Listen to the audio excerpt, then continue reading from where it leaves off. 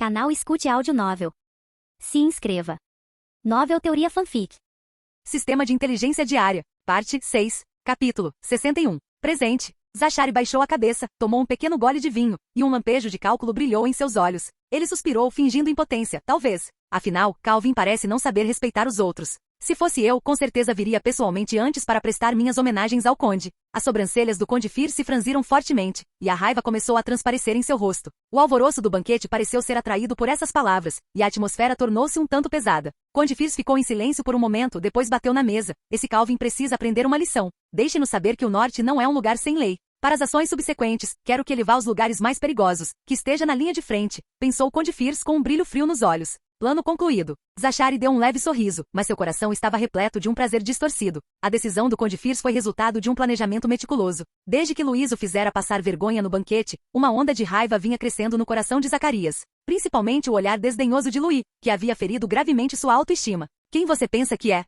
Pensou Zachary com um sorriso de escárnio. Você é apenas um parente descartado, e ainda assim ousa me desprezar? Aproveitando-se da ignorância de Conde Firs, ele poderia facilmente colocar Louis na posição mais perigosa, e a arrogância de Louis o faria pagar o preço final. É claro que Zachary também sabia a hora de parar. Enquanto o preconceito estivesse plantado no coração de Firs, o resto seria deixado para fermentar com o tempo. Então ele rapidamente mudou de assunto, falando sobre suas interessantes experiências de caça no sul. Os nobres foram relaxando aos poucos, e o ambiente foi se tornando mais ameno gradualmente. O banquete retomou sua animação habitual e tudo parecia encaminhar-se para uma noite memorável. No entanto, quando o banquete estava chegando ao fim, um criado entrou apressadamente no salão e sussurrou um relatório para o assento principal, informando que meu Lord Conde Barão Calvin e Barão Harvey estão à porta. Ao ouvir esse nome, as sobrancelhas do Conde Firs imediatamente se franziram. Barão Calvino? Repetiu ele infeliz. Zachary, que estava ao lado dele, esboçou um sorriso fraco, quase imperceptível. Ele não esperava que Louis, aquele azarado, aparecesse bem na sua porta naquele momento. Foi realmente uma ajuda divina. Ele manteve a voz baixa o suficiente para que o conde ouvisse. Esse seria Louis Calvin, um membro da família Calvin.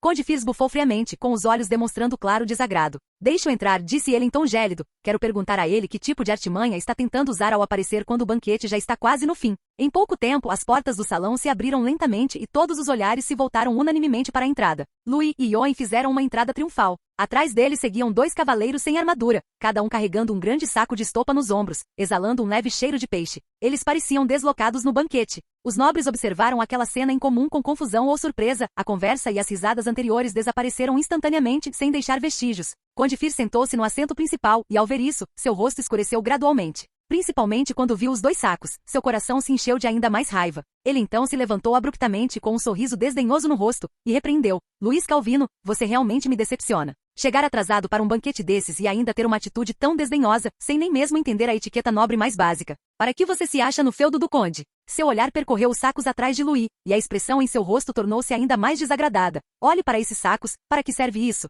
Isto é um banquete de nobres, não uma feira de rua. Instantaneamente, o silêncio tomou conta do salão de banquetes, e os nobres conversavam em sussurros com os olhos inquietos. Alguns nobres da fronteira sul começaram a demonstrar regozijo com a desgraça alheia, como se estivessem esperando para ver Louis se fazer de tolo. Zachary ficou de lado, continuando a provocar em voz baixa. O Conde Firs tem razão, um banquete de nobres é um palco de nobres, e todos devem seguir as regras. Você acha que o Conde Firs não é digno de alguém tão nobre quanto você? Assim que essas palavras foram proferidas, as gargalhadas dos nobres presentes aumentaram. Alguém zombou com desdém. Que sujeito inculto, realmente se achando importante. Outra pessoa concordou em voz baixa. Veja só essa cena, não tem nada a ver com um banquete nobre. Como o Conde Firs pode tolerar uma pessoa tão mal educada aqui? Um membro da família Calvin, tão mal educado e inculto, que nem sequer compreende o respeito mais básico, ousando perturbar casualmente o banquete do Conde Firs dessa forma. Suas vozes estavam repletas de desdém, aparentemente já tendo concluído que Louis era uma pessoa arrogante e grosseira. Zachary observou tudo isso com prazer malicioso, sabendo que suas palavras já haviam colocado Louis em uma posição difícil. O Conde Firs ficou ainda mais irritado ao ouvir essas palavras. Ele olhou para Louis friamente e aparentemente tendo decidido não lhe estender mais nenhuma cortesia nobre. Ele pretendia puni-lo severamente, para que ele soubesse quem era o senhor do condado Pico de Neve. O riso dos nobres presentes tornou-se mais descontrolado, e a atmosfera pareceu ficar ainda mais tensa. No entanto, Louis permaneceu calmo e inexpressivo, como se não tivesse sido afetado em nada. Ele fez uma leve reverência demonstrando a cortesia de um nobre, e então começou educadamente. Meu Lord Conde, de fato tive um assunto urgente, o que causou o atraso. Quanto aos sacos, eles contêm presentes que preparei especialmente para o senhor. Enquanto falava, ele fez um gesto para que os cavaleiros atrás dele colocassem os sacos no chão lentamente. Zachary zombou. Ah é? Presentes? Isso é um tanto surpreendente. Mas como filho do Duque Calvino, você não deveria trazer presentes tão grosseiros, não é? É algum fazão ou coelho selvagem do seu território? Por que você não nos mostra os objetos de valor que estão lá dentro, que justificam sua presença aqui? Cada palavra de Zachary era carregada de escárnio, claramente com a intenção de colocar Louis na defensiva. Ao ouvir as palavras de Zachary, Conde Firs percebeu que seu preconceito já havia se formado silenciosamente, e um brilho frio de desprezo reluziu em seus olhos. Já que é um presente, vejamos. Afinal, nós, nobres do norte, não estamos intencionalmente dificultando as coisas para vocês. Conde Firs ordenou em voz baixa. Abranas, vamos ver exatamente o que tem dentro. Louis esboçou um leve sorriso, sinalizando aos cavaleiros que abrissem os sacos. No momento em que os sacos foram abertos, várias cabeças de jurados da neve rolaram para fora com sangue pingando no chão. O salão de banquetes mergulhou instantaneamente num silêncio sepulcral. Todos os nobres ficaram atônitos. Conde Firs olhou fixamente para as cabeças no chão. Seu rosto rechonchudo estava contorcido de medo e raiva, a gordura ao redor dos olhos tremendo levemente. Ele parecia querer gritar algo com veemência, mas foi pego de surpresa pelo impacto repentino. Isto? O que é isto? Ele finalmente conseguiu articular as palavras com a voz tomada pelo pânico. Capítulo 62. Cabeças. O saco foi aberto. Mais de 30 cabeças ensanguentadas rolaram para o centro do salão de banquetes, produzindo sons surdos e abafados ao atingirem o chão. Uma das cabeças tinha uma expressão feroz, os olhos bem abertos, relutantes em se fechar mesmo após a morte. O ar se solidificou instantaneamente e todo o salão de banquetes ficou em silêncio. Os nobres que antes falavam ruidosamente pareciam ter parado, olhando imóveis para a cena no chão. Conde Firs olhou fixamente para a pilha de cabeças com a garganta tremendo. O que é isso? O sorriso de Zachary congelou instantaneamente, como se ele tivesse levado um golpe na cabeça e ficado sem palavras. Instintivamente, ele deu meio passo para trás, com o rosto extremamente sombrio. Louis manteve a calma, como se tivesse trazido apenas alguns presentes comuns. Cânion da Pena Branca, aniquilamos o esquadrão de elite dos jurados da neve que tentava invadir o sul. Tudo limpo, suas cabeças estão aqui. Zachary voltou a si, rangendo os dentes e forçando um sorriso irônico. É só isso? Algumas cabeças de bárbaros, vale a pena atrasar o banquete do conde? Seu tom era agressivo, como se tivesse encontrado uma falha. Ou você está trazendo essas coisas, fazendo uma demonstração de feitos militares, tentando se safar dessa situação? O rosto de Conde Firs escureceu, e ele bufou friamente. Isto não é um acampamento militar. É impróprio demais trazer essas coisas sangrentas aqui para se exibirem para mim. Os nobres ao redor começaram a cochichar, olhando para Louis com suspeita e desdém. É falso, né? A família Calvin realmente sabe como dar um show. Por um instante, vozes zombeteiras começaram a se elevar. Louis não discutiu, apenas sorriu levemente permanecendo imóvel. Nesse instante, Yoin avançou, declarando furiosamente, eu vi com meus próprios olhos. Todas essas cabeças foram colhidas no cânion da Pena Branca. Eles eram uma equipe de assalto de elite dos jurados da neve, vestindo armaduras pesadas, e seu poder de combate era muito superior ao dos soldados inimigos comuns.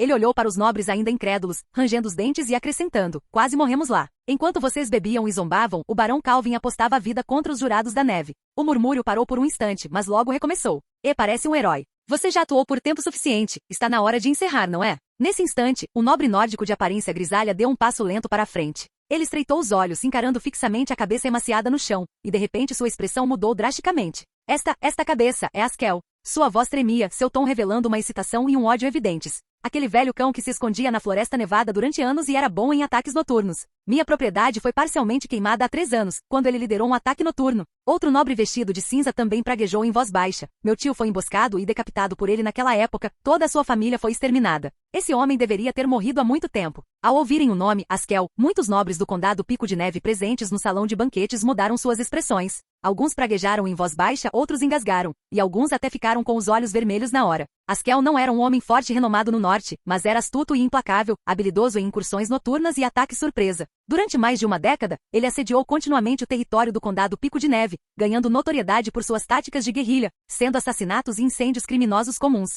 Por ser muito astuto, várias campanhas de cerco fracassaram, tornando-o ainda mais descontrolado. Um flagelo tão antigo, será que ele realmente morreu? É ele, sem dúvida. Aquele rosto feio eu me lembro claramente. O nobre do norte disse entre dentes cerrados, quase encarando a cabeça com a satisfação de uma vingança pessoal. Os nobres vizinhos que inicialmente duvidavam de Louis subitamente se aquietaram. Até mesmo Conde Firs endireitou-se instintivamente, a suspeita em seu rosto diminuindo lentamente, substituída por um leve choque. Askel, está mesmo morto? Foi esta criança que fez isso? Os nobres que antes eram importunados por Askel agora exibiam expressões complexas, uma mistura de choque, admiração e até gratidão. Yoin parecia estar esperando por esse momento há muito tempo, dando imediatamente um passo à frente e gritando bem alto. Isso mesmo. Sua Alteza Louis liderou a equipe no ataque ao inimigo, matando dezenas deles e pessoalmente decapitou Askel. Todo o processo foi limpo e decisivo, sem qualquer recuo. Mesmo com ferimentos, ele não cedeu um centímetro. Sua voz ficava cada vez mais alta, seu tom cada vez mais apaixonado, e juntamente com seus gestos exagerados, parecia uma reconstituição improvisada de uma batalha. Ele investiu contra a formação inimiga, abateu 3 pessoas com uma só espada e arrastou Askel vivo pela encosta.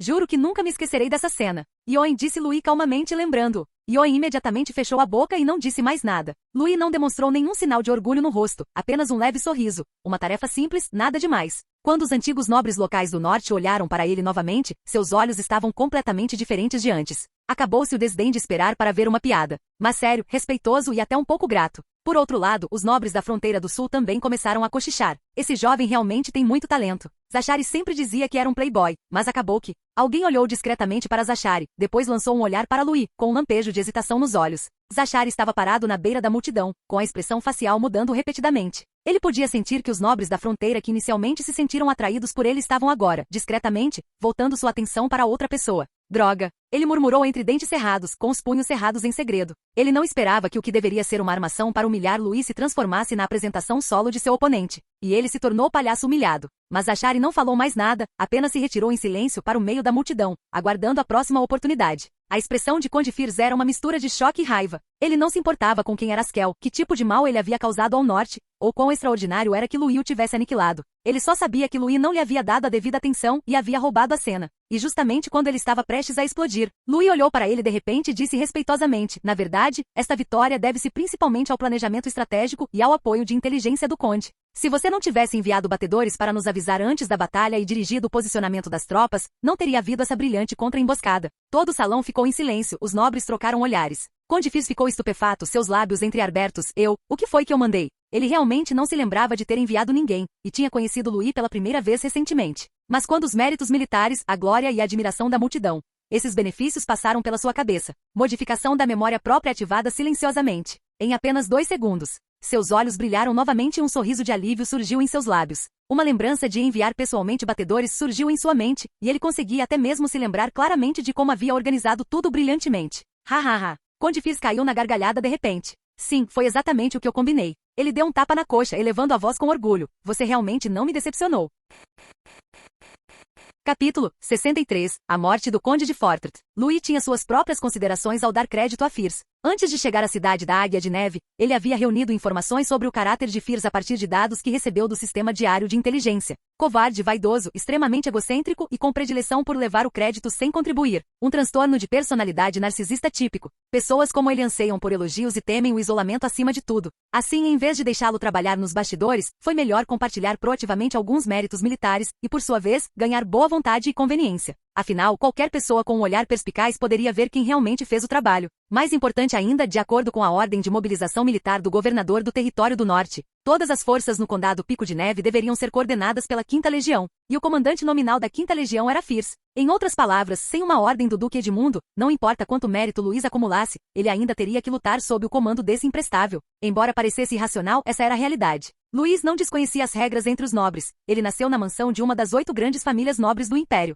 Desde jovem ele estava acostumado aos conflitos em banquetes e à visão de bajulação hipócrita. Ele já era versado nos métodos de bajulação entre os nobres. Se alguns sorrisos e palavras pudessem lhe conferir mais autoridade, ele não se importaria de fazê-lo. A música recomeçou e os criados limparam cuidadosamente as manchas de sangue no chão, mas o odor persistente da morte permaneceu no ar. Aqueles nobres do sul que antes zombavam de Louis agora sorriam, aproximando-se dele com taças de vinho. Lord Louis é jovem e promissor. A batalha no cânion da Pena Branca parece emocionante. Suas palavras eram repletas de bajulação, mas seus olhos demonstravam vigilância. Esse jovem que antes era desprezado por todos, agora jogou um saco de cabeças para fora, pegando todo o salão de surpresa. Eles precisavam ser cautelosos, mas também buscar agradar. Afinal, por ora, Louis parecia ser o mais forte entre eles, os nobres do sul. Unir-se em torno dele era uma boa escolha. Em contraste com a bajulação dos nobres do sul, os nobres do norte eram mais diretos. Um velho lorde de cabelos grisalhos e vestido com simplicidade ergueu seu copo. Naquela época, perdi uma equipe inteira de olheiros para Askel. Ele olhou profundamente para Louis. Obrigado, Lorde Calvino. Outro nobre de meia-idade assentiu com a cabeça. Ele morreu bem.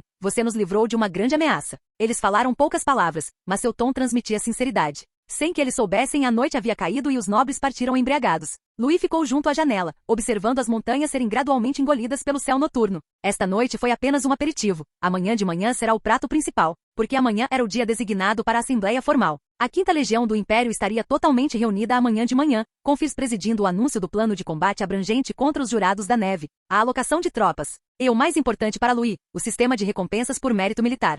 De manhã cedo, as vozes baixas dos soldados e o clangor metálico das armaduras dos cavaleiros podiam ser ouvidos do lado de fora da tenda. Todo o acampamento havia começado os preparativos para um novo dia. Louis abriu os olhos e sentou-se. Ele só tinha tomado alguns goles na noite anterior, e agora sua mente estava clara, sem nem mesmo uma dor de cabeça. Ele vestiu o casaco, bocejou e, como de costume, acionou o sistema diário de inteligência. Uma tênue luz azul surgiu no ar, e linhas de inteligência emergiram lentamente. Atualização diária de inteligência completa? Os Jurados da Neve estão reunindo forças e devem enviar 800 guerreiros em 7 dias para lançar um ataque em grande escala à cidade da Águia da Neve, com sua retaguarda vulnerável. 10 dias depois, a cidade da Águia da Neve cai, e Firs é capturado vivo e executado como um sacrifício. 3. Existe uma trilha escondida no vale, na borda do passo da Montanha da Pena de Jade, que permite contornar as linhas de frente e penetrar diretamente no acampamento de retaguarda dos castigados pela neve. 4. O Visconde Fisher está secretamente fornecendo informações aos Jurados da Neve, com a intenção de preservar seu próprio feudo. 5. Há 7 enviados secretos do governador do Território do Norte na 5ª Legião, observando secretamente o desempenho dos nobres, incluindo Bond, Curran, Aizel. Como era de se esperar do sistema de inteligência, ele é bastante confiável em um momento como este. O olhar de Louis percorreu o conteúdo informativo linha por linha. Hoje 5 novas informações de inteligência foram atualizadas simultaneamente, todas relacionadas a esta guerra e de utilidade imediata. No entanto, assim que viu a primeira informação, franziu a testa bruscamente. 7 dias depois, 800 Jurados da Neve? Esta não foi uma operação de assédio em pequena escala, foi uma operação de combate em grande escala com o objetivo de aniquilar toda a cidade. Antes que pudesse pensar mais a respeito, a segunda informação pareceu selar o veredicto. A cidade caiu no 3º dia do ataque. Isso comprovou sua avaliação da noite anterior. Esta cidade estava podre até a medula. Comando superior confuso, nobres se obstruindo mutuamente, muralhas da cidade sem manutenção e suprimentos caóticos. Nem mesmo um deus poderia salvá-la. No entanto, o fato de Louis ter resistido por apenas 3 dias ainda o surpreendeu. Uma vez que a cidade caísse, sem mencionar os méritos militares, ele poderia até perder a vida. Continuar aqui só vai me levar a morrer com esses inúteis. Preciso dar um jeito de sair daqui. Ele sabia muito bem que não era nenhum santo. Mesmo que o povo da cidade da Águia da Neve clamasse por ajuda, ele não abandonaria suas parcas forças para serem soterradas junto com eles.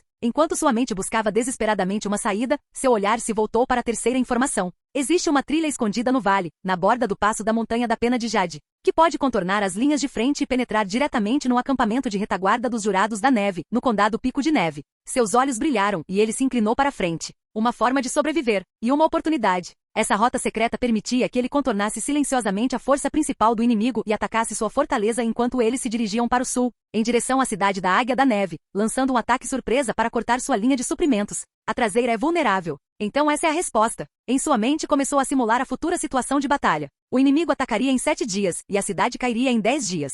Se ele posicionasse suas tropas cedo e entrasse na retaguarda inimiga pela rota secreta, poderia agir precisamente quando o inimigo estivesse mais vulnerável. Então, se ele demorasse um pouco, fingindo ser lento na marcha, a queda da cidade da Águia de Neve não teria nada a ver com ele. E ele se tornaria um herói que bravamente atacou a retaguarda inimiga, incapaz de prestar socorro a tempo, mas alcançando grande mérito militar em uma única batalha. Quanto ao sacrifício de Firs, conforme mencionado na segunda informação, é realmente lamentável, disse ele, dando de ombros, sem demonstrar qualquer sinal de pena. Vim liderando tropas, não como um salvador. Com a minha força atual, não consigo salvar uma cidade inteira. Se cidade da Águia de Neve cair, a responsabilidade recairá naturalmente sobre aquele porco. Em vez disso, posso recuar em segurança, assumindo o papel de contra-ataque oportuno, retirada total do exército.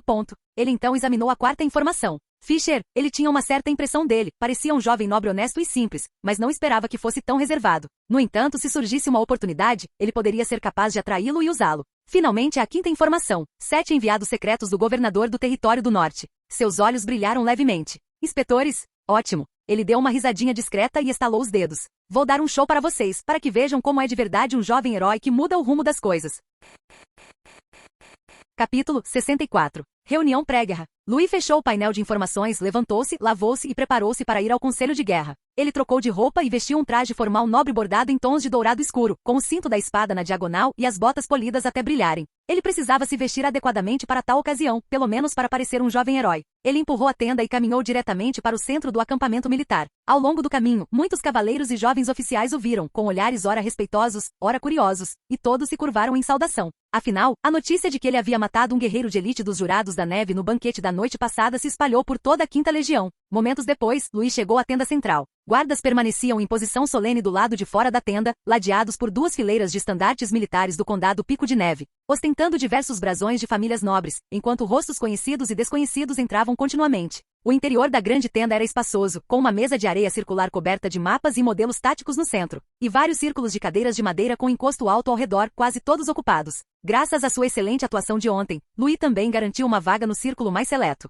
Na poltrona principal, bem na frente, Conde Firs estava desleixado em sua cadeira, o rosto corado, as pálpebras semicerradas enquanto cochilava. Ao que parece, ele bebeu demais na noite passada. Em seu lugar, a reunião era presidida por um velho vigoroso de cabelos brancos. Ele vestia um uniforme militar nobre à moda antiga, com padrões em preto e azul, tinha uma constituição robusta e as mãos estavam cruzadas atrás das costas. Ele era o Visconde Webster, o vassalo mais antigo e poderoso da família Force. Ele era um verdadeiro nobre do norte. Ele também foi o único cavaleiro extraordinário no condado Pico de Neve. Embora já estivesse velho, ele ainda era muito mais forte do que um cavaleiro de elite. No momento em que ele apareceu, a atmosfera da reunião tornou-se imediatamente muito mais solene. Nobres, oficiais e estimados enviados, sejam bem-vindos a este conselho pré-guerra da 5ª Legião para o extermínio dos Jurados da Neve. Os nobres presentes estavam claramente divididos em várias facções. Os antigos nobres do norte, em sua maioria, tinham expressões severas, enquanto os nobres pioneiros do sul cochichavam entre si. Também estavam presentes, misturados à multidão, alguns funcionários e estrategistas, cujo propósito não era claro. Luís reconheceu vários enviados do governador que observavam em silêncio. O Visconde Webster examinou os arredores, seu olhar pousando no rosto de cada nobre e oficial, depois desenrolou um pergaminho e leu em voz grave. O Duque Edmund estabeleceu especialmente um sistema de recompensas por mérito militar para esta campanha punitiva contra os Jurados da Neve. Quem matar um líder inimigo ou aniquilar sua força principal receberá a medalha de mérito militar de primeira classe. A recompensa, 5.000 moedas de ouro e a concessão de 300 quilômetros quadrados de feudo no norte. Num instante, a tenda ficou em silêncio. O tom do Visconde Webster permaneceu inalterado enquanto ele continuava a ler. Quem capturar uma fortaleza inimiga ou matar um general importante receberá a medalha de mérito militar de segunda classe. A recompensa, 2.000 moedas de ouro e a concessão de um feudo de 100 quilômetros quadrados. Quem apoiar eficazmente o campo de batalha principal ou se destacar em operações de reconhecimento receberá mérito militar de terceira classe, 500 moedas de ouro e armadura para cavalo de guerra, e terá prioridade no recebimento de suprimentos. Nesse momento sua voz ficou muito mais fria. Contudo, aqueles que recuarem em batalha ou agirem de forma enganosa serão despojados de todas as recompensas por mérito militar e poderão até mesmo ser responsabilizados e ter seus feudos confiscados. Assim que sua voz se calou, houve um momento de silêncio na tenda. Imediatamente um murmúrio de sussurros baixos começou a se espalhar ao redor da mesa de conferência. 300 quilômetros quadrados de feudo no norte, isso é praticamente uma baronia. 5.000 moedas de ouro, o suficiente para sustentar um baronato por um ano. O duque está realmente disposto a derramar sangue. Desta vez, ele está falando sério. Os olhos de muitos nobres brilhavam de ganância, claramente já focados nos méritos militares e feudos que estariam disponíveis após o início da guerra, como se tudo já estivesse ao seu alcance. Louis permaneceu sentado em seu assento, seus dedos tocando levemente o apoio de braço, sua expressão inalterada. Mas seu coração já estava comovido. Um feudo de 300 quilômetros quadrados poderia dobrar o território da Maré Vermelha. E se ele conseguisse realizar um ataque surpresa primeiro e, em seguida, criar uma situação em que revertesse o rumo da batalha? Isso já seria pelo menos um mérito de segunda classe para começar, e se ele adicionasse as várias batalhas posteriores, garantir um mérito de primeira classe não seria um problema.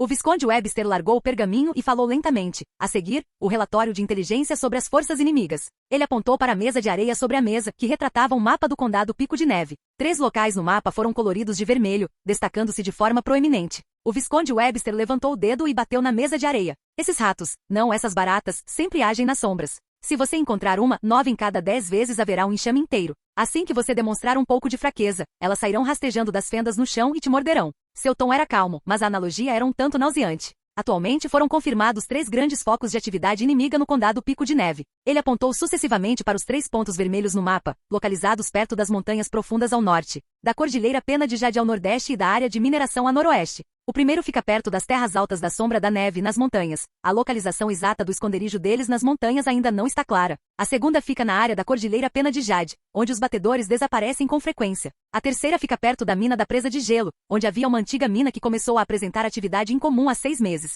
Nesse momento ele olhou para todos na plateia. Essas são praticamente todas as informações que temos sobre os Jurados da Neve. Os castigados pela neve não são como nós, abertos e transparentes. Eles conseguem sobreviver até mesmo em cavernas ou ocos de árvores, e são como espíritos errantes. Embora atualmente não haja sinais claros de uma ofensiva em larga escala, eles estão ativos à noite. Fingem-se de mortos durante o dia e gostam de usar retiradas simuladas iscas para atrair o inimigo. Para ser franco, eles não são numerosos, mas são especializados em explorar fraquezas. E devido ao uso de um método de cultivo especial e desesperado, cada guerreiro é muito mais forte do que um cavaleiro aprendiz. E alguns chegam a alcançar uma força extraordinária. Se a situação se resumisse a uma luta até a morte, não está claro quem sofreria mais. Ele examinou lentamente a sala, baixando a voz. Se você espera que eles lutem em fila e lutem honrosamente, é melhor preparar seu próprio caixão primeiro. Assim que o Visconde terminou de falar, houve um momento de silêncio na grande tenda. Vários nobres mais velhos que haviam vivenciado a turbulência do norte pareciam solenes. Alguns assentindo levemente com a cabeça como se recordassem eventos desagradáveis do passado. Os nobres mais jovens do sul, no entanto, pareceram um tanto desdenhosos. São apenas bandidos das montanhas fazendo tanto alarde. Será que eles estão com medo demais? Um corpo militar tão digno, como poderia ser intimidado por alguns lunáticos que aparecem de repente à noite? No entanto, essa atitude desdenhosa não durou muito tempo, porque o Visconde Webster, sentado na primeira fila, lançava seu olhar penetrante sobre todos que falavam. Imediatamente os sussurros cessaram. Nesse instante, devido ao silêncio excessivo, as pálpebras do Conde Fir se contraíram, como se ele tivesse sido despertado abruptamente de um sonho. Ele ergueu a cabeça, olhando vagamente ao redor algumas vezes, e embora ainda parecesse meio adormecido, conseguiu fingir que estava ouvindo. Louis olhou para a segunda fortaleza no mapa, reconhecendo-a como aquela mencionada no terceiro relatório de inteligência daquela manhã. Um plano vago já havia se formado em sua mente. Ele poderia usar uma trilha escondida na montanha para evitar um ataque frontal à linha de frente. Lançar um ataque surpresa pelas laterais contra essa fortaleza dos Jurados da Neve e até mesmo emboscar os Jurados da Neve que retornassem para defendê-la.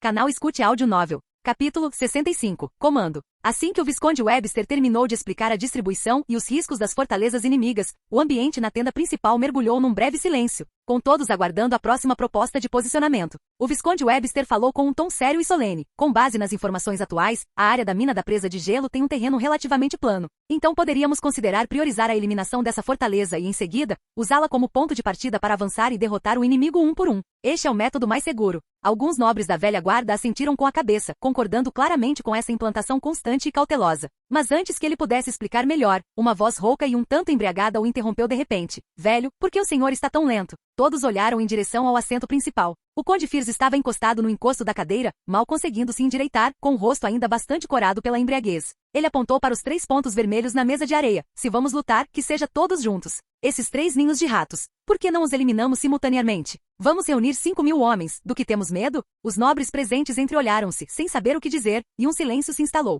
O conselheiro militar de Firs, atrás dele, tossiu e acrescentou em voz baixa. Lord Firs quer dizer que podemos enviar 3 destacamentos para limpar os 3 locais separadamente. Se o avanço correr bem, a guerra poderá terminar mais cedo. Mas isso foi claramente uma tentativa de salvar a reputação de Firs após seus delírios de embriaguez. O Visconde Webster franziu a testa. Você diz isso com tanta facilidade. Nossas forças já são limitadas, e dividi-las é como cortar nossos próprios reforços. Os Jurados da Neve estão acostumados a armar emboscadas. Cada local é perigoso. Como podemos tratar isso como um jogo? Essas palavras inflamaram completamente a fúria embriagada do Conde Firs. Ele bateu com a mão na mesa e se levantou. Eu sou o comandante, ou você? Você é um vassalo. Ousa contradizer abertamente seu suzerano aqui? Normalmente, ele jamais ousaria falar assim com o Visconde Webster. Este Visconde já foi o braço direito de seu pai, um antigo criado da família Firs. Mesmo agora que detinha o título completo de conde, com uma posição superior e autoridade legal, em termos de prestígio. Quem podia tomar decisões com uma única palavra diante desses nobres oficiais não era ele próprio, mas sim esse velho de força extraordinária. Fir sabia disso muito bem.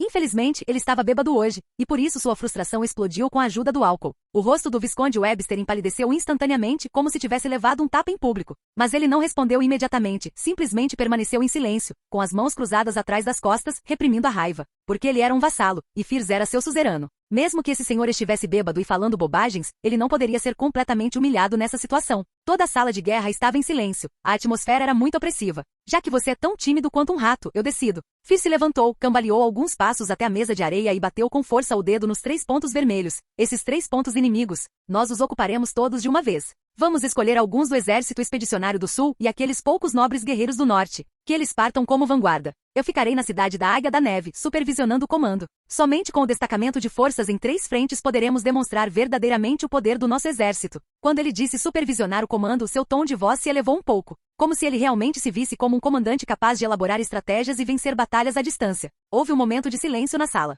Ninguém falou nada, apenas algumas tosses desajeitadas e o crepitar suave da vela acesa junto à mesa de areia. Os nobres não eram tolos. Quem não perceberia que aquilo era claramente um plano para usá-los como bucha de canhão? Até mesmo os poucos nobres do sul que inicialmente assentiram em concordância não puderam deixar de mudar sutilmente suas expressões. Louis recostou-se na cadeira, observando friamente o embriagado Firs, recordando a segunda informação recebida hoje. Ele só tinha um pensamento. Os cadáveres estavam falando. Mas isso também foi bom. Inicialmente ele estava ponderando qual justificativa usar para garantir uma oportunidade de ir à guerra, já que um jovem nobre que solicitasse repentinamente participar da batalha seria algo muito abrupto e facilmente levantaria suspeitas. Agora, porém, a imprudente mobilização do Conde Firs ironicamente lhe proporcionou uma oportunidade natural. Lord Firs, Lord Webster. Louis ergueu a mão de repente. Se possível, espero liderar minhas tropas de acompanhamento até a Cordilheira Pena de Jade primeiro para explorar o terreno e procurar vestígios inimigos. A Cordilheira Pena de Jade possui um terreno complexo e estradas estreitas. É um típico vale montanhoso. E eu já participei de batalhas em terrenos semelhantes em conflitos anteriores. Então tenho alguma experiência e sei como estabelecer linhas de vigilância e rotas de retirada rápida. Se pudermos determinar a localização do inimigo e, em seguida, decidir se devemos concentrar nossas forças e avançar, as chances de vitória serão mais seguras. A tenda principal ficou subitamente em silêncio. Muitas pessoas se viraram para olhá-lo, com os olhares atônitos. Eles claramente não esperavam que esse jovem nobre popular se voluntariasse em tal momento, solicitando para ir para o interior das linhas inimigas. Ele não percebeu que essa era uma missão suicida? Yoen, sentado no fundo, instintivamente levantou a mão. Eu também vou. Para onde o Barão Calvin for, eu irei. Os poucos nobres atrás deles respiraram fundo e cochicharam entre si. Esses dois são loucos? Um lugar como a Cordilheira Pena de Jade não vai simplesmente desaparecer? Nesse momento crucial, ousar se voluntariar para a batalha. Será que eles não perceberam que é uma armadilha? Nessa situação, quem não conseguiria enxergar o perigo dessa missão? Isso não era vanguarda, era material descartável. Mas Louis, de todas as pessoas, se ofereceu como voluntário. O Visconde Webster olhou fixamente para Louis em silêncio, com os olhos escuros. Ele estava tentando determinar. Aquele jovem estava agindo por impulso ou tinha um motivo oculto? Ele queria fugir? Impossível, a menos que ele fosse louco. Ele podia controlar o monge, mas não o templo, e além disso, o enviado do governador estava observando. Fugir significava ser destituído de seu título, ou até mesmo ser capturado e decapitado. Ou seria o desejo de glória de um jovem? Matar Askel o tornou arrogante? Ele se achava invencível? Mas, independentemente do que acontecesse, mesmo que ele estivesse indo para a morte, seria uma coisa boa. Se sacrificar algumas centenas de homens pudesse acalmar Fierce, valeria a pena.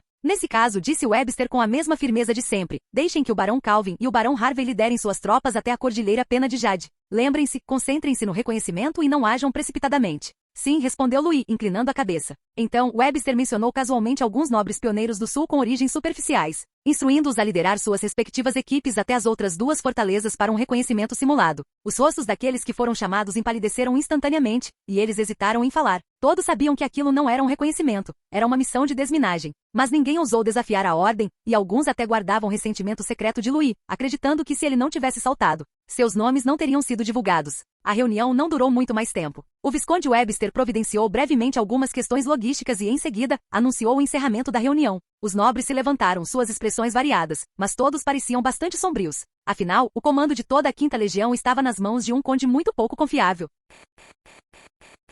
Capítulo 66. Partida. Luiz estava de pé em um dos lados do acampamento, olhando para as tropas dispostas à sua frente. Havia um total de 20 cavaleiros de elite, 50 cavaleiros formais, 103 cavaleiros aprendizes e 400 soldados de infantaria. Essa era a totalidade das forças que ele estava levando para a Cordilheira Pena de Jade desta vez. Os soldados e cavaleiros do território da Maré Vermelha eram, sem dúvida, bem treinados e tinham a moral elevada. Após um longo período de treinamento, a lealdade média dessa força a Luiz era de 150%. As tropas que Yoen trouxe também eram inesperadamente bem disciplinadas. Sua armadura leve e brilhante, com detalhes prateados, chamava a atenção na multidão. E atrás dele havia um grupo de cavaleiros e soldados de infantaria totalmente equipados. Ao que tudo indica, o Conde Harvey havia investido muito em seu filho mais novo, temendo que ele pudesse morrer inexplicavelmente no norte. Havia também alguns rostos desconhecidos na multidão. Essas eram pessoas que o Visconde Webster havia infiltrado. Louis entendeu com apenas um olhar. Eles não portavam distintivos, mas era possível reconhecê-los como originários de antigas famílias nobres do norte. O dever deles claramente não era apenas prestar apoio. Supervisionar Louis era sua verdadeira missão.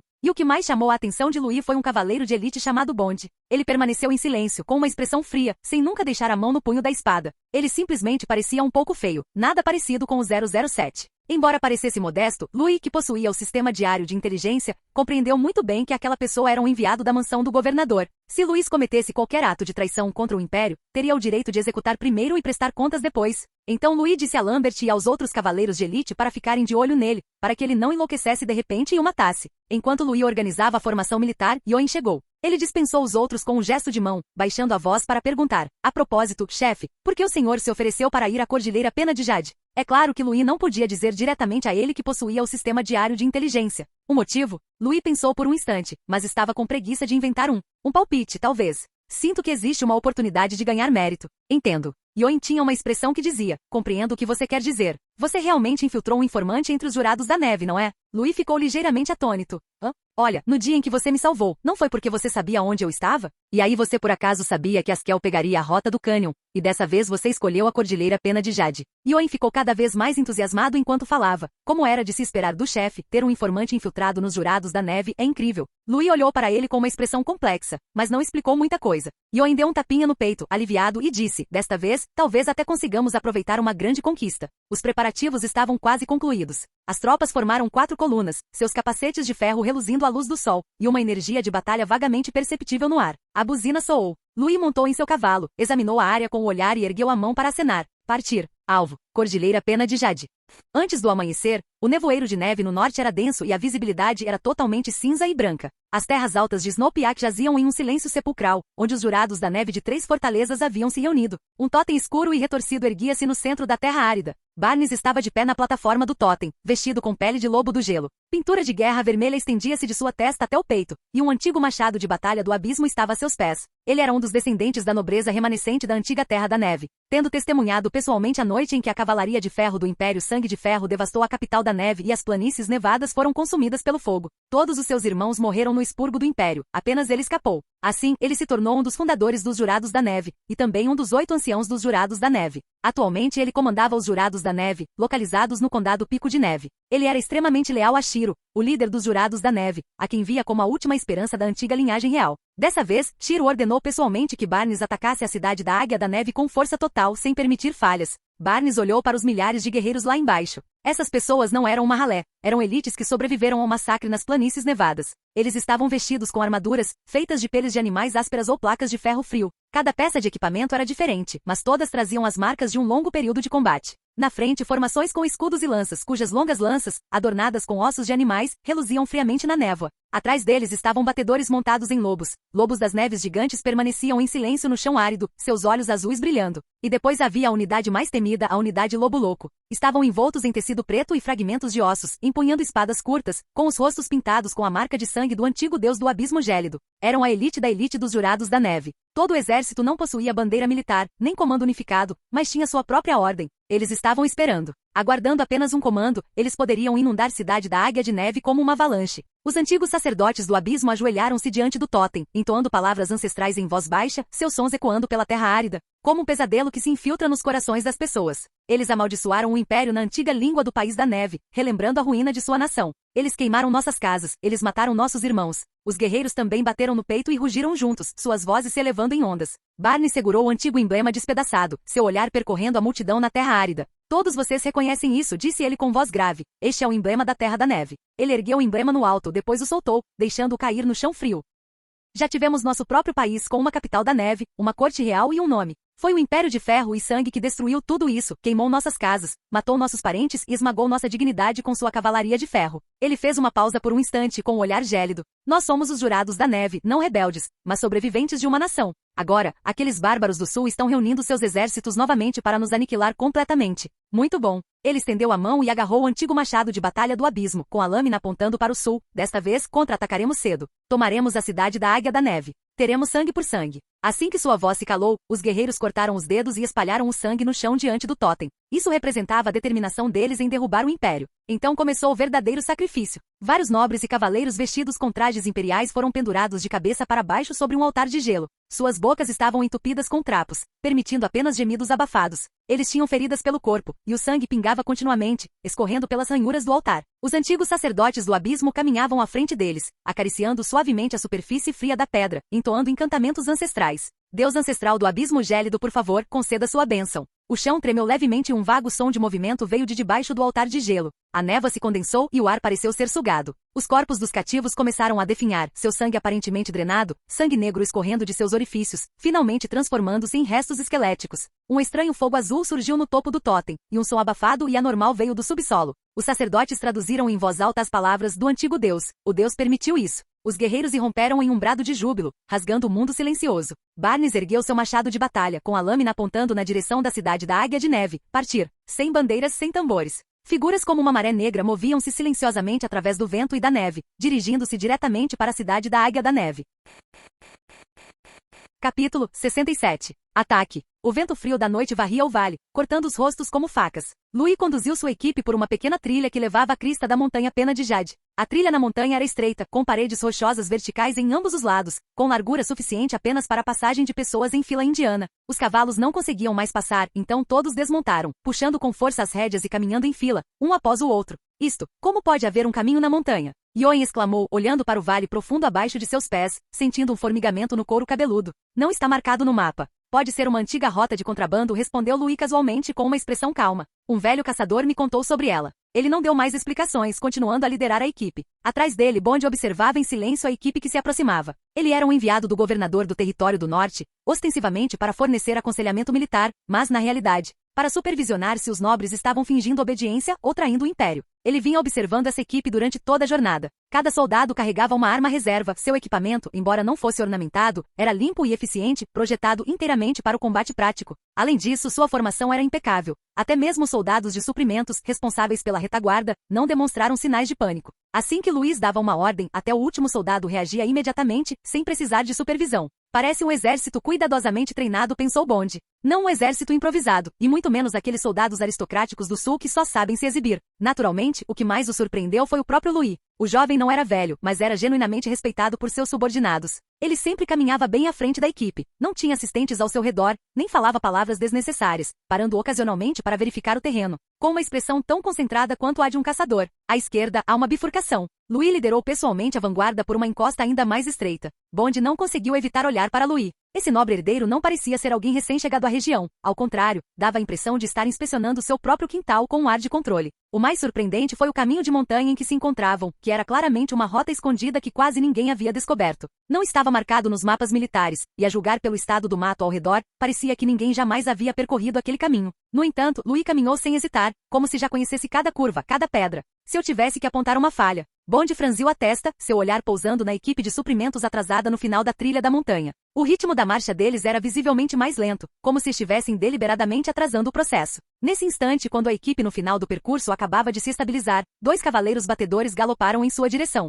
Relatório. Desmontaram diante de Louis, ajoelhando-se em saudação. Um posto avançado dos Jurados da Neve foi descoberto a 3 milhas à frente, com aproximadamente 200 soldados de guarnição. Louis apenas acenou levemente com a cabeça. 200 homens. Podemos lutar contra eles. Preciso das defesas inimigas, das rotas de patrulha e do terreno circundante. Sim. Os cavaleiros batedores remontaram em seus cavalos e desapareceram rapidamente pela trilha. Bond ficou de lado, franzindo as sobrancelhas inconscientemente. Ele realmente encontrou o posto avançado dos Jurados da Neve, murmurou ele baixinho. Este posto avançado existia há muito tempo, controlado pelos Jurados da Neve, e sempre foi um problema para o governador do Território do Norte, porque sua localização era extremamente crítica. Entre o Condado Pico de Neve e o Condado Mar de Gelo, as montanhas se entrecruzavam e o terreno era complexo. A Cordilheira Pena de Jade era um dos poucos atalhos. Controlar este lugar significaria controlar a passagem vital dos Jurados da Neve para a retirada ao norte e para o recebimento de reforços. Vários exércitos foram enviados para cá com o objetivo de tentar erradicar este lugar, mas o posto avançado deles estava muito escondido e era difícil de atacar, e várias tentativas haviam falhado.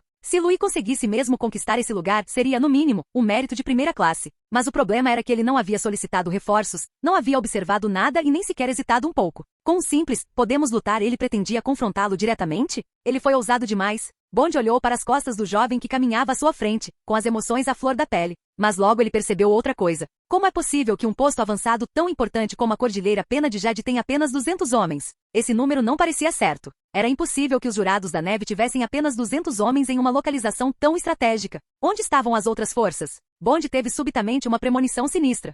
À noite, no salão de banquetes da cidade da Águia da Neve, as velas ainda estavam acesas, e xícaras e pratos jaziam em desordem. Um mensageiro, coberto de poeira, irrompeu pela porta principal, quase tropeçando enquanto corria para a mesa principal. Relatório. Batedores da linha de frente relatam a descoberta de um grande contingente de cavalaria dos Jurados da Neve se aproximando da cidade da Águia da Neve. Parece que são mais de 1000. A taça de vinho de Firs tremeu em sua mão, derramando metade do seu conteúdo. 1000? Repetiu ele pensando ter ouvido errado. Um grande contingente de cavalaria dos Jurados da Neve está se aproximando da cidade da Águia da Neve. Aproximadamente 1000 homens, repetiu o mensageiro. Impossível. Como isso pode ser? Ele quase cambaleou ao se levantar. Não era para termos enviado tropas para erradicar os Jurados da Neve? Como é possível que sejam eles que estejam nos atacando? Antes que ele terminasse de falar, outro mensageiro entrou correndo, abrindo a porta à força. Senhor, o Visconde Webster está na muralha da cidade. Ele quer que o senhor venha depressa. A noite caiu, e apenas a luz dispersa das tochas permaneceu nas muralhas da cidade da Águia da Neve. O Visconde Webster já havia subido a muralha da cidade, envolto em uma capa grossa, contemplando a planície nevada ao longe. Em meio à neve ondulante, uma maré escura se aproximava rapidamente. Aqueles não eram cavaleiros comuns, eram cavaleiros lobos Jurados da Neve. Os lobos da neve corriam como sombras, seus passos silenciosos, mas levantando uma nuvem de poeira de neve que subia pelo céu. Os cavaleiros, vestidos com peles de animais e armaduras de escamas, brilhavam com uma luz prateada, exalando uma aura gélida. Cada montaria era musculosa, com olhos azuis brilhantes e presas expostas, como se estivesse pronta para atacar e dilacerar a presa a qualquer momento. Aquele ímpeto insano era tão opressivo que chegava a ser sufocante. Cavaleiros lobo envoltos em neve, disse o Visconde Webster com voz grave. Um jovem cavaleiro ao seu lado apertou instintivamente o cabo da arma, franzindo a testa. Apenas algumas centenas. O Visconde Webster balançou a cabeça, com os olhos de ferro. Esta é a vanguarda. Certamente haverá mais atrás deles. Ele apertou o punho da espada com mais força, e disse em voz baixa, eles vão sitiar a cidade. Ouviram-se passos, e mais nobres apressaram-se a chegar, aglomerando-se junto à muralha da cidade. Fir subiu os degraus, ofegante, e ao ver as figuras escuras na neve, seu rosto mudou imediatamente. Oh, o que está acontecendo? O grupo de nobres na muralha da cidade mergulhou imediatamente no caos. Como foi que a situação se transformou em ataques contra nós? Por que não houve aviso prévio? Esta cidade pode ser defendida? Alguns nobres falavam uns por cima dos outros, com os rostos pálidos, quase à beira do colapso. Firs, em particular, agarrou-se às ameias com a voz trêmula. Oh céus! O que devemos fazer? Mas o Visconde Webster permaneceu de pé, enfrentando o vento e a neve, com um olhar sereno. Concentrem as unidades de arqueiros e lanceiros na muralha norte e enviem algumas centenas de cavaleiros para lá, ordenou ele. Retenham o primeiro impacto. Capítulo 68. Assassinato e incêndio criminoso. As tropas de Barnes chegaram aos arredores da cidade da Águia de Neve e em apenas uma noite, completaram o cerco à cidade. 3 lados foram selados, deixando apenas uma abertura no lado do portão oeste. No entanto, eles não atacaram a cidade imediatamente, aparentemente fazendo ajustes em alguma coisa. A tenda militar continuava a mesma, e os nobres do condado Selo de Neve reuniram-se novamente. Ao contrário da descontração cômica da última vez, uma atmosfera pesada pairava no ar desta vez. E Conde Firs, que estava bêbado na reunião anterior, também permaneceu em silêncio naquele momento. Ele se encolheu na cadeira como uma codorna, sem nem ousar respirar fundo. O Visconde Webster estava sentado, trajando armadura com um semblante sombrio. Os jurados da neve estão vindo com ferocidade. Estima-se que sejam cerca de 2000, mas a vantagem está do nosso lado, começou o Visconde Webster, com o olhar percorrendo a todos. A cidade de Águia de Neve possui uma guarnição de 2000 homens, com mais de 1000 cavaleiros prontos para o combate. Uma batalha direta ainda oferece chances de vitória, mas eu sugiro sermos conservadores e defendermos a cidade. Ele fez uma pausa. Já enviei um pedido de ajuda ao Duque Edmund, mas o exército levará cerca de 10 dias para chegar aqui. No entanto, temos provisões suficientes e defesas urbanas robustas, então, contanto que resistamos, reforços chegarão. Todos assentiram levemente em concordância, pois não havia solução melhor. Em seguida, vamos dividir as defesas, disse o Visconde Webster, desdobrando um mapa da cidade de Águia de Neve. Embora a muralha sul seja antiga, seu terreno é aberto. Se a força principal do inimigo ousar lançar um forte ataque a partir dali,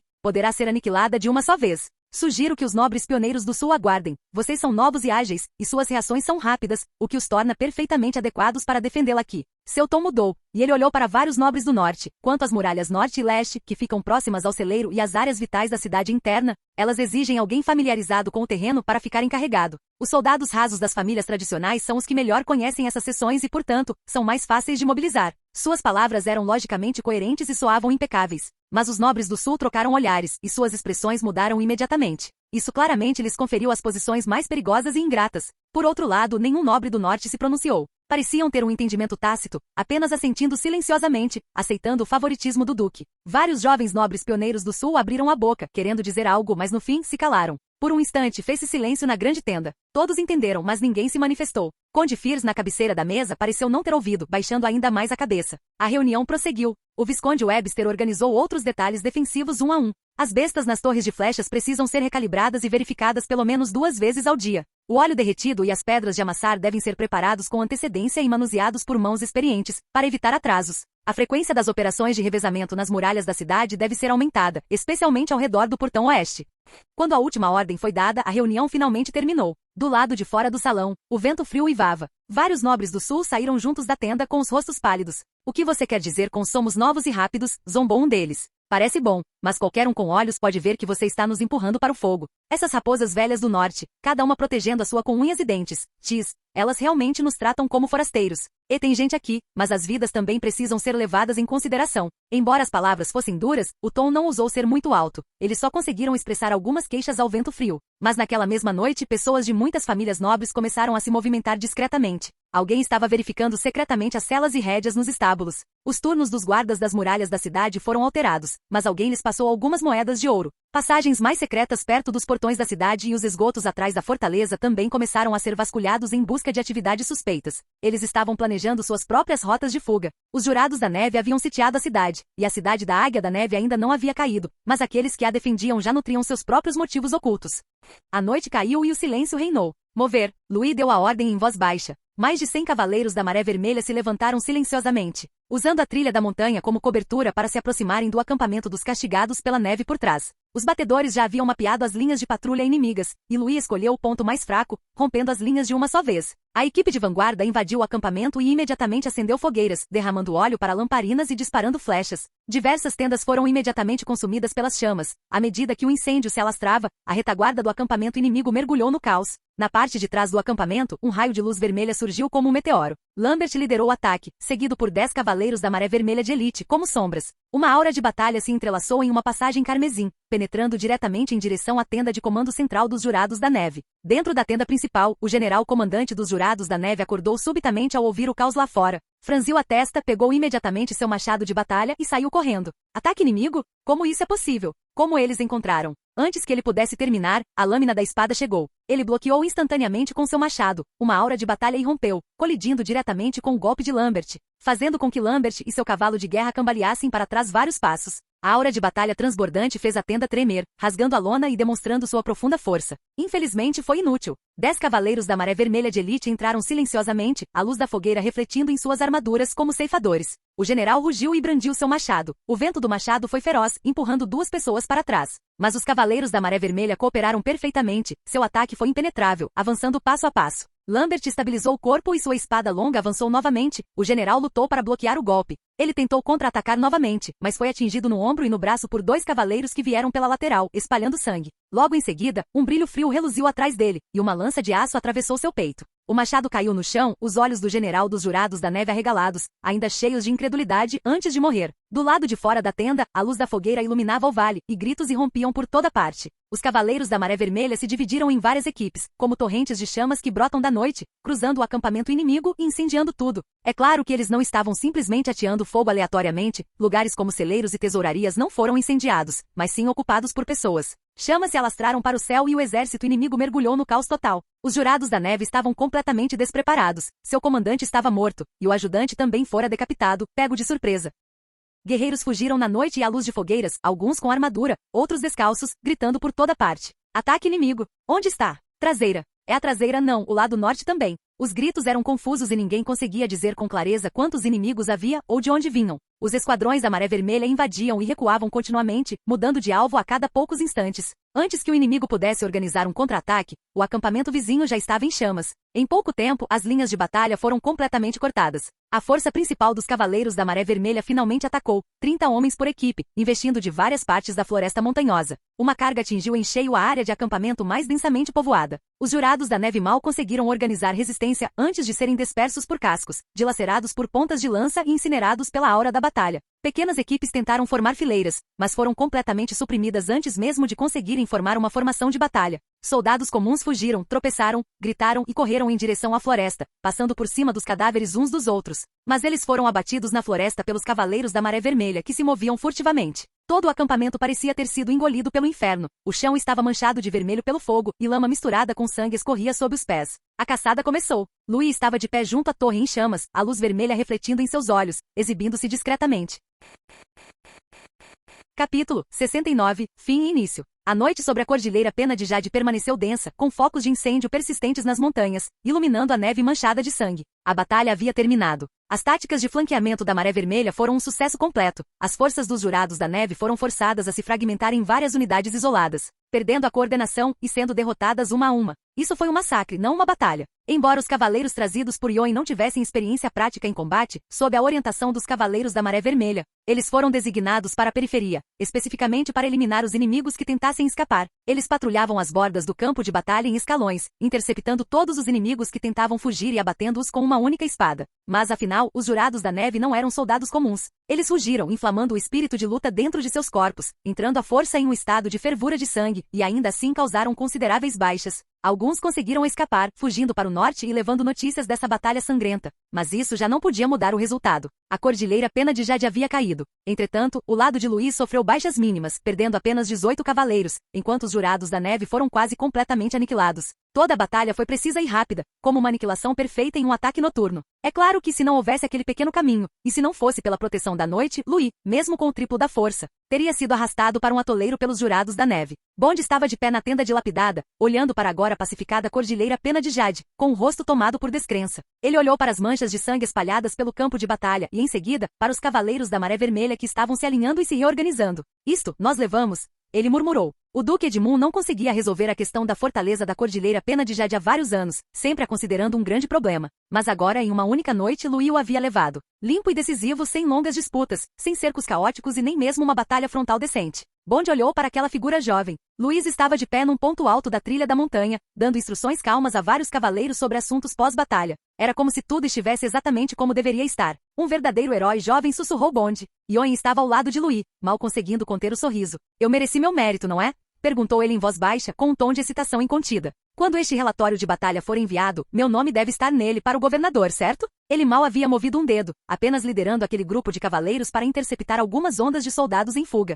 Ele havia vencido atordoado. Ele esfregou as mãos com entusiasmo, percebendo que se agarrar firmemente à perna do chefe realmente traria grandes benefícios. Após limpar o campo de batalha, os soldados começaram a contabilizar os despojos. Diversos acampamentos e cavernas foram minuciosamente revistados, estando repletos de depósitos de grãos, couro, carne seca e flechas. Também foram encontrados objetos de valor saqueados, artefatos de prata e ouro, moedas de ouro, rolos de tecido de lã e algumas moedas antigas da região da neve. Havia até mesmo vários manuais táticos volumosos, todos selados em tecido impermeável e perfeitamente preservados. Ao que tudo indicava, os jurados da neve não eram bandidos comuns, eles também sabiam como buscar o aprimoramento. Mas o espólio de guerra mais singular foi o espelho carregado pelos soldados de trás de uma tenda. A superfície estilhaçada do espelho estava incrustada em uma moldura redonda de obsidiana, suas rachaduras semelhantes a uma teia de aranha, mas refletiam uma luz azul misteriosa. Espelho da névoa oculta, Bond reconheceu o objeto, com um tom complexo. Não é à toa que toda vez que tentávamos eliminá-los, não encontrávamos nada. Então era por causa disso. Louis olhou para ele, estendeu a mão para tocar a borda da moldura do espelho e perguntou, por quanto tempo isso pode ser usado? Só dura cerca de 10 minutos e não cobre uma área muito grande, mas é suficiente para camuflar um acampamento. Se alguém se aproximar, verá apenas uma área deserta ou ruínas. O olhar de Louis recaiu sobre a superfície do espelho, repleta de rachaduras. Ele pensou por um instante e então disse, que item inesperadamente útil. Bond ouvia atentamente de lado, observando a expressão calma de Louis, embora um brilho perigoso reluzisse em seus olhos. Eles logo descobrirão que a Cordilheira Pena de Jade caiu, continuou Louis. Naquele momento, certamente enviarão pessoas para investigar e tentar retomar a fortaleza. Ele virou a cabeça e olhou para o vale onde a luta acabará de cessar. Se pudermos usar este espelho para disfarçar este lugar como ruínas e emboscar uma unidade aqui. Ele fez uma pausa, uma curva quase imperceptível se formando no canto de seus lábios. Vou esperar que eles caiam direto na armadilha. Os soldados embrulharam o espelho da névoa oculta e o colocaram em uma caixa de ferro. A noite nevosa era profunda, e as fogueiras tremeluziam fracamente. Bond sentou-se na tenda, apertou o manto, estendeu o pergaminho sobre a mesa e começou a escrever. Este foi um relatório formal de batalha ao Duque Edmund, referente à recaptura da Cordilheira Pena de Jade, a derrota dos Jurados da Neve e, mais importante, ao desempenho do jovem nobre. Na carta, ele detalhou como Louis havia guiado as tropas para contornar o inimigo e lançar um ataque surpresa, como dividiu precisamente as forças inimigas e como fez os Cavaleiros da Maré Vermelha cooperarem na batalha. Até mesmo o artefato divino, o espelho da névoa oculta, que podia ocultar a aura do acampamento, foi registrado. Ele também lembrou que, embora a Cordilheira Pena de Jade tivesse sido recapturada, os Jurados da Neve certamente reagiriam e poderiam até estar reunindo forças para um contra-ataque. Este local era crucial para aniquilar os Jurados da Neve, e ele implorou ao Duque que enviasse reforços rapidamente para consolidar a vitória. Ao final da carta, Bond acrescentou, de forma excepcional, uma avaliação pessoal. Esta batalha demonstra a capacidade de comando e a perspicácia do Barão Calvin, que superam em muito sua idade e experiência. Com mais desenvolvimento, ele poderá se tornar um pilar do território do norte no futuro. Ele suspirou baixinho, empurrou a aba da tenda e saiu, amarrando a carta a um pássaro de vento veloz. Tratava-se de um tipo de besta mágica de comunicação amplamente utilizada pela nobreza imperial e pelos militares. Era pequena em tamanho, mas extremamente veloz, capaz de evitar rastreamento convencional e interferência mágica durante o voo. Soltou um grito baixo, aparentemente pressentindo a importância de sua missão, e imediatamente dobrou as asas. Impulsionou-se para fora do chão e desapareceu no céu num instante.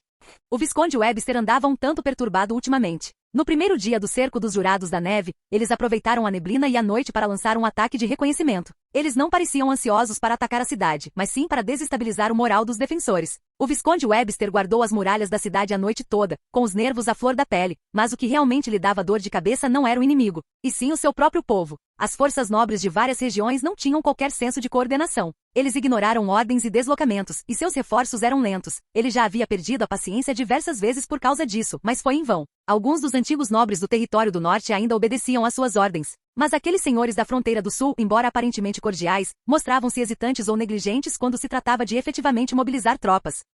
Ele sabia que não tinha vocação para ser comandante. Quando o velho Conde Firs ainda estava no poder, sua única responsabilidade era entrar em batalha. Naquela época, ele podia ganhar mérito simplesmente empunhando seu sabre de batalha, sem precisar pensar muito. Mas agora era diferente. O herdeiro do velho Firs era fraco demais e não conseguia manter as coisas em ordem. Ele foi forçado a assumir uma posição que não lhe pertencia, mas não podia renunciar. Ele estava de pé na muralha da cidade, contemplando a distância cinzenta, com o coração igualmente desolado.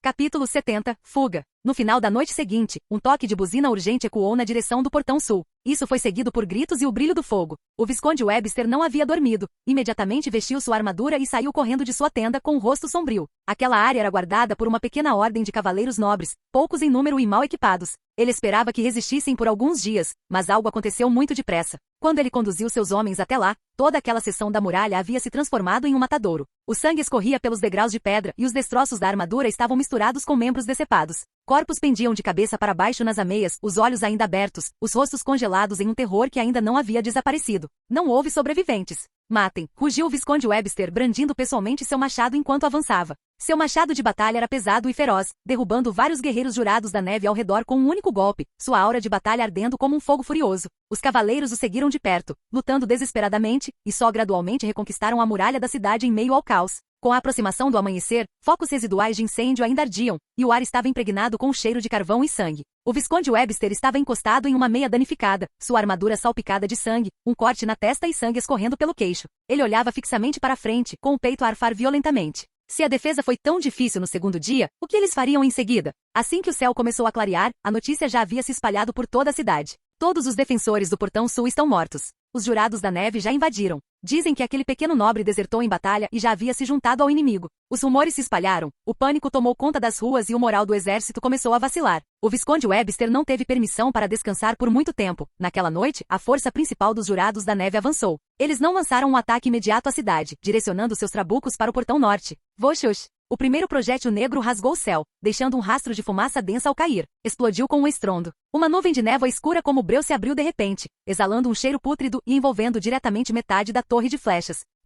Os soldados na muralha da cidade taparam a boca e o nariz e recuaram, mas alguns ainda gritaram e caíram no chão. Não toque nisso. É uma bomba de maldição. Os soldados entraram em pânico. A névoa negra aderiu às suas armaduras, produzindo sons crepitantes e corrosivos. E até mesmo as tábuas de madeira mostravam sinais de corrosão. Depois veio o segundo e o terceiro. Os jurados da neve pareciam ter vindo preparados, lançando dezenas de bombas de maldição contra o portão norte, com a densa névoa como uma maré, permeando toda a linha defensiva. Arqueiros foram envenenados, a muralha da cidade corroeu-se e até mesmo corpos começaram a derreter. Recuar, primeiro recuar. Não podemos recuar. Se recuarmos novamente, este portão desaparecerá. O comando era caótico e o moral desmoronou. Um cavaleiro de elite gritou bem alto: coloquem panos molhados. Cubram a boca e o nariz. Um passo para trás e tudo acaba. Mas apenas algumas equipes de cavaleiros do Velho Norte permaneceram nas muralhas da cidade. Eles vestiam armaduras esfarrapadas, os olhos injetados de sangue, resistindo à beira da névoa venenosa, mesmo com a água venenosa correndo sob seus pés, mesmo enquanto seus camaradas caíam um após o outro ao seu lado. O Visconde Webster também se dirigiu imediatamente para lá.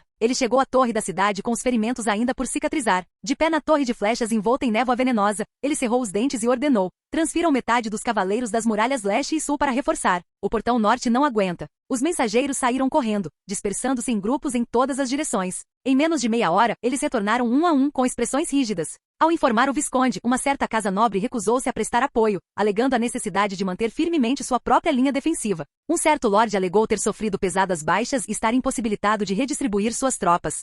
O Visconde Webster permaneceu imóvel, encarando a névoa negra e rodopiante à sua frente. O vento agitou sua capa e também bagunçou seus cabelos manchados de sangue na testa. Um breve silêncio pairou sobre as muralhas da cidade, com apenas tosses e gemidos ecoando no ar. Ele entendeu. Esses nobres já vinham planejando suas rotas de fuga, não tinham intenção de resistir até o fim. Nesse instante, um guarda cambaleou até a torre da cidade, o rosto coberto de sangue, a voz trêmula. Vi Visconde, ali no portão oeste, uma brecha se abriu. O Visconde Webster virou-se bruscamente. O quê? Dizem que alguém não viu inimigos ali e pensou que poderia escapar. Antes que ele terminasse de falar, outro cavaleiro mensageiro galopou até ele, praticamente caindo do cavalo, gritando de partir o coração. O portão oeste é uma armadilha. Eles deixam as pessoas saírem para atrair desertores, e há emboscadas à espera lá fora. Centenas de pessoas foram cercadas assim que saíram pelo portão. Todas foram mortas. Esses idiotas. Rugiu o Visconde Webster com a voz rouca. Morrerem eles mesmos já é ruim, mas estão arrastando toda a linha defensiva junto com eles. Ele socou a parede de pedra com força, o sangue escorrendo entre seus dedos. À meia hora alguém relatou, vindo da direção do portão oeste, que uma brecha havia surgido na linha defensiva naquele local. Os nobres da fronteira do sul tiveram imediatamente uma ideia. Eles reuniram silenciosamente suas ordens de cavaleiro, contornaram as linhas de batalha e seguiram diretamente para o portão oeste. Ninguém tentou impedi-los. Se não escaparmos agora, o que estamos esperando? Essas pessoas do norte nem sequer nos tratam como se fossemos seus. O que a queda da cidade tem a ver conosco? Eles falaram com arrogância. Preservar as próprias forças era o mais importante. Os nobres aprendiam isso desde jovens. Assim, centenas de pessoas partiram durante a noite, os cascos de seus cavalos e as armaduras de ferro produzindo sons urgentes no pavimento de pedra, correndo para fora do portão oeste. A distante e escura paisagem desolada estava silenciosa, como se realmente não houvesse inimigos. No instante em que ultrapassaram a muralha defensiva e pisaram no deserto gelado, fileiras de pontos vermelhos iluminaram-se subitamente na escuridão. Esses eram os olhos dos jurados da neve, brilhando como os de feras noturnas. No segundo seguinte, buzinas soaram de todos os lados, a neve explodiu e inúmeros soldados de emboscada saltaram da neve, cercando-os por todas as direções. Ataque inimigo! Antes que pudesse terminar de gritar, o cavaleiro que avançava à frente teve o capacete atravessado por uma saraivada de flechas, caindo imediatamente do cavalo. Houve um tumulto atrás, e os cavalos de guerra que tentavam se virar foram desequilibrados. Mas os jurados da neve não lhes deram qualquer chance de reagir. Eles investiram contra a multidão, sua aura de batalha irrompendo, suas espadas e machados cortando o ar como vento. E as unidades da guarda nobre caíram uma após a outra no combate corpo a corpo. Os poucos líderes usavam armaduras pesadas de besta, seus olhos brilhavam em vermelho e uma profunda aura de batalha azul envolvia seus corpos, como marés agitadas. Cada golpe de machado deixava uma imagem residual persistente, rachando homens e suas armaduras. Alguns deles eram cavaleiros lobo, a elite dos jurados da neve. Eles cavalgavam lobos gigantes de pelagem branca como a neve e olhos ferozes, que avançavam pelo campo de batalha, suas garras afiadas rasgando armaduras, suas presas esmagando ossos da garganta. Essas pessoas tinham acabado de se desvencilhar do grupo em fuga e foram despedaçadas antes mesmo de conseguirem formar uma fila. O sangue rapidamente manchou o chão e uma névoa sangrenta subiu no ar, parecendo neblina. Alguns se ajoelharam e imploraram por misericórdia, outros gritaram rendição, mas não havia piedade nos olhos dos jurados da neve. Eles simplesmente continuaram matando, como se quisessem purificar essas pessoas com sangue, apagar toda a vergonha. Cavalos de guerra relinchavam e caíam, esmagando pessoas, e longas lanças perfuravam armaduras de ferro, fazendo jorrar sangue e carne dilacerada. Em pouco tempo, os gritos foram ficando cada vez mais fracos, até finalmente desaparecerem no vento e na neve. Essa fuga se transformou em um massacre. Menos de 10 pessoas conseguiram escapar. Capítulo 71. Morto em combate. Bum, bum, bum, bum, bum. Vários projéteis amaldiçoados atingiram um canto da muralha da cidade, e a corrupção mágica se espalhou como trepadeiras. Uma seção da muralha finalmente desabou com um estrondo. Uma brecha havia surgido. Ataquem! Tomem! Rugiu Barnes, sua voz cortando o campo de batalha. As forças dos jurados da neve irromperam pela brecha como uma enchente. Os cavaleiros defensores imediatamente os enfrentaram em batalha, tentando fechar a brecha. Mas logo descobriram que a formação dos jurados da neve avançava sem problemas. Um cavaleiro formal investiu com a espada erguida, mas no segundo seguinte, foi empalado através de sua armadura por uma longa lança e arremessado de seu cavalo. Ele lutou para se levantar, mas foi atingido diretamente no peito por uma segunda lança que o prendeu às lajes. À medida que a linha de batalha avançava continuamente, gritos vinham de ambos os flancos. A cavalaria dos lobos havia contornado o inimigo para atacar, rompendo as defesas das ruas. As unidades de cavaleiros que guardavam as ruas tentaram bloqueá-los na entrada do beco, mas foram esmagadas em poucos minutos, restando apenas o som de botas de ferro pisando em cadáveres em meio às chamas da rua. Os combates mais intensos ocorreram no lado leste do portão principal. Uma unidade veterana da Ordem dos Cavaleiros do Norte, estacionada ali, foi apanhada em meio a um caos generalizado. Inicialmente sua formação era sólida e eles ainda conseguiam organizar contra-ataques. Mas seus próximos inimigos eram um grupo de guerreiros jurados da neve extremamente rápidos, como cães selvagens surgindo da escuridão. Sem comandos, sem formações. Eles não disseram nada, mas suas ações foram sincronizadas. Atacar, cortar gargantas, desmembrar. Um cavaleiro acabará de abater um oponente, quando se virou e foi apunhalado pelas costas com uma espada curta, sem conseguir emitir um som. Mantenham a formação. Aqueles são guerreiros lobo louco, gritou um capitão experiente, exausto, mas ninguém o ouviu direito. Mais pessoas foram detidas nas esquinas, arrastadas para as sombras das chamas. Os gritos no campo de batalha tornaram-se mais numerosos, mas todos eram curtos e rápidos, como se aqueles cavaleiros nunca tivessem existido. Em poucos minutos toda a posição estava limpa, o chão manchado de sangue e com um cheiro forte de peixe. A última resistência foi extinta nos portões da cidade. Os cavaleiros do Império começaram a fugir em debandada, e os jurados da neve continuaram a avançar como ceifadores silenciosos, aproximando-se centímetro por centímetro da névoa. À luz da fogueira, a bandeira do Império finalmente caiu. Ha ha ha ha ha ha. Barnes estava à beira das ruínas, olhando para cima enquanto o tecido vermelho dourado e esfarrapado era engolfado pelas chamas, e sua risada era extasiante.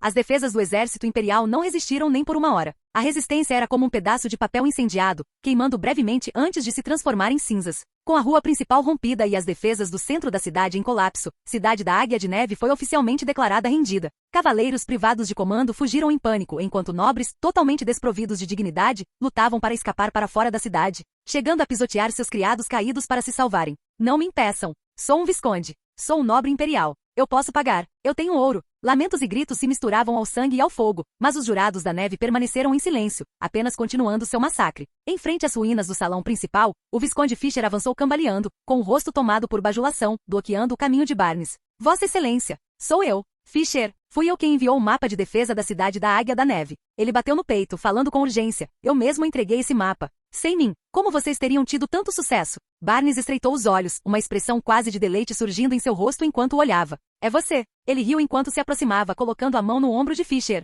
Que bom cachorro. Os olhos do Visconde Fisher mostraram um lampejo de alegria desmedida ao ouvir suas palavras, e seu corpo parou de tremer. Você merece uma recompensa, disse Barnes com um sorriso. Fisher estava prestes a responder quando uma luz prateada repentinamente brilhou. Uma recompensa rápida. A longa lâmina já havia caído. A cabeça do Visconde rolou para dentro de uma poça de sangue, com uma expressão de triunfo ainda congelada em seu rosto, fixada ali para sempre. Entretanto, do outro lado, nos becos a oeste da cidade, o Barão Zachary liderava seus cavaleiros restantes, que saíam às pressas por um portão lateral, embora apenas um em cada 10 de seus cavaleiros tenha sobrevivido. Após ultrapassar a última linha defensiva, ele finalmente saltou sobre seu cavalo e olhou para trás, para a cidade em chamas. As chamas consumiram as torres da Cidade da Águia da Neve, emitindo uma densa fumaça negra e gritos distantes que podiam ser ouvidos de longe. Onde há vida há esperança. É bom estar vivo. Ele soltou um longo suspiro, aliviado por ter sobrevivido a uma catástrofe, e então galopou para longe, temendo que se corresse mais devagar, seria abatido por uma lâmina dos jurados da neve. Em outras direções, o bloqueio fora da cidade já havia sido estabelecido. Os jurados da neve bloquearam becos, portões da cidade e esgotos um a um, chegando até a armar emboscadas em passagens secretas.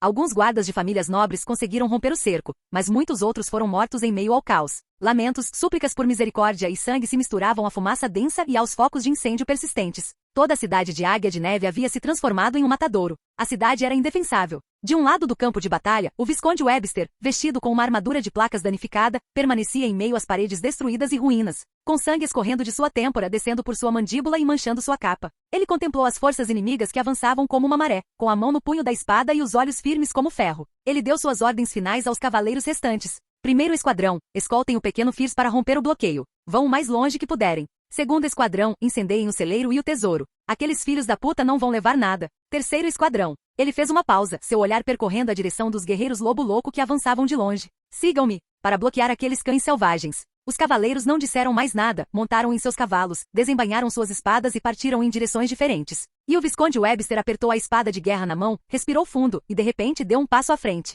No instante seguinte, a terra tremeu com um estrondo e pedras estilhaçadas voaram pelos ares. Uma aura de batalha irrompeu ferozmente, um brilho azul intenso rasgando a névoa e abrindo um abismo no céu noturno. O Visconde Webster desembainhou sua espada, sua figura se transformando em um raio de luz azul, que instantaneamente cortou a armadura de osso e as gargantas de 3 guerreiros lobo louco à sua frente. Sigam-me e matem. Seus cavaleiros da guarda pessoal rugiram, seguindo de perto. Mas ele era simplesmente rápido demais, como um raio azul, investiu sozinho contra as fileiras inimigas. Os guerreiros lobo louco eram ferozes e frenéticos, mas diante dele, caíram um após o outro como palha. Alguém cravou uma longa lança, e ele se virou para decepar o braço da pessoa. Várias pessoas avançaram com lâminas descontroladas, ele as repeliu com sua aura de batalha e com um golpe de costas, cortou 3 delas ao meio na altura da cintura. Suor e sangue se misturavam enquanto ele lutava sozinho contra dezenas de inimigos, avançando como um leão moribundo porém orgulhoso. Ele chegou a romper a formação do lobo louco em uma ocasião, aproximando-se diretamente da posição de Barnes, com o feixe de luz de sua espada se aproximando. Mas com o passar do tempo, a aura de batalha do idoso cavaleiro extraordinário foi enfraquecendo continuamente, seus ferimentos se acumularam e ele ficou coberto de sangue. Até que o golpe final lhe decepou o joelho, e ele ficou ajoelhado na rua destruída. Atrás dele estavam o celeiro queimado e os becos desmoronados.